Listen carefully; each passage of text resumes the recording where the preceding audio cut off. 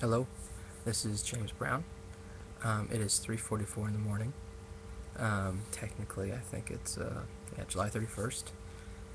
So the last day of the month before I leave for Vienna, Austria. My second video blog that I know will probably work. Um, Interesting topic, I guess, for some discussion today. My good friend Ryan sent me a text earlier talking about some random things and traveling and the world and how the world's different than it used to be. He said, I don't think they're up to it, talking about our generation, our generation, about making this world a better place or letting it fall to pieces.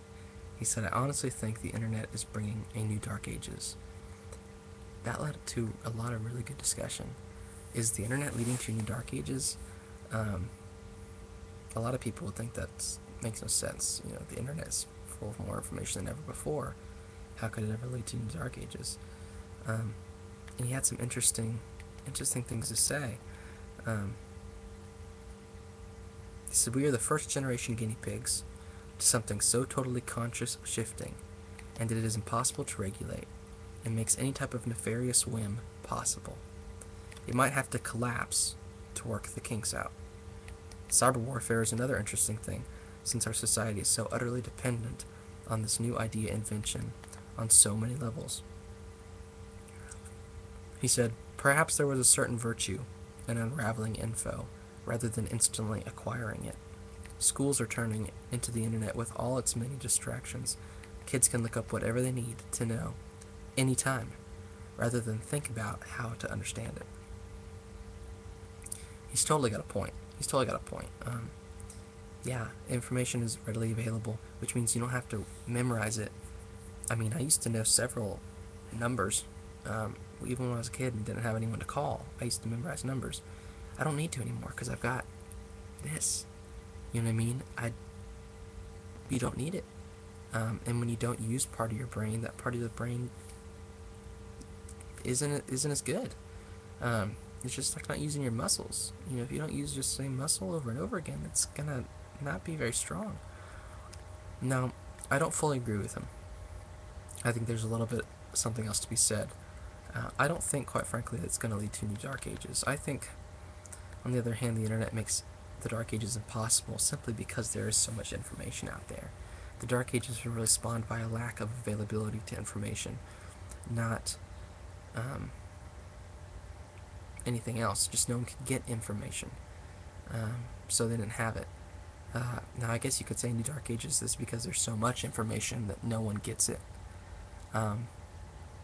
Maybe that would be the blinding light age as opposed to the dark age. There's so much information that information no longer becomes important to anyone.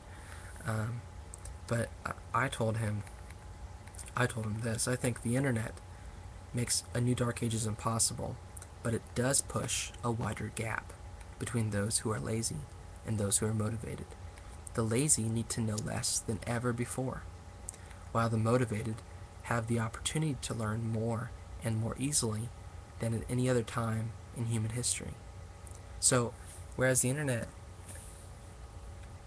makes information so readily available that people don't need to know anything on their own anymore or think about facts anymore, it also makes information so readily available that someone who does want to think about facts or find causes and effects of things or think rationally about things or figure out the world has a better avenue, a better classroom, a better textbook than in any other time in human history. And it's free. The vast majority of it is free. So one last thing. The internet is at once the great equalizer and the great divider.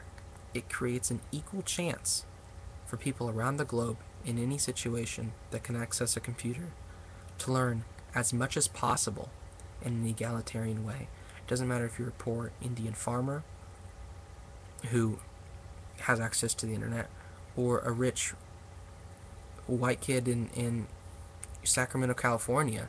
It doesn't matter. The internet's going to be the same for each person as long as they can access it, that is. So it's egalitarian. It's the great equalizer. But at the same time, it's the great divider. It divides the two basic types of people, the lazy and the motivated, more effectively and more obviously than ever before.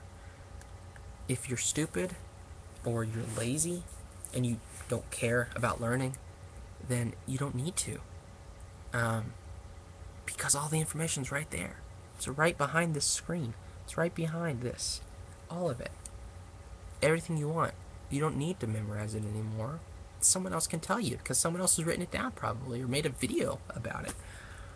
Whereas if you do care, you have more potential and more opportunities to reach that potential than ever before.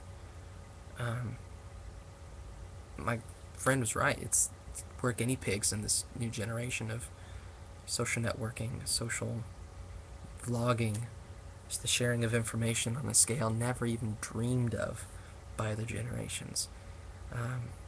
Let's hope we rise to the challenge and make good use of it and use it to solve the world's problems instead of creating dastardly new ones. I'm James Brown, and I'll talk to you later.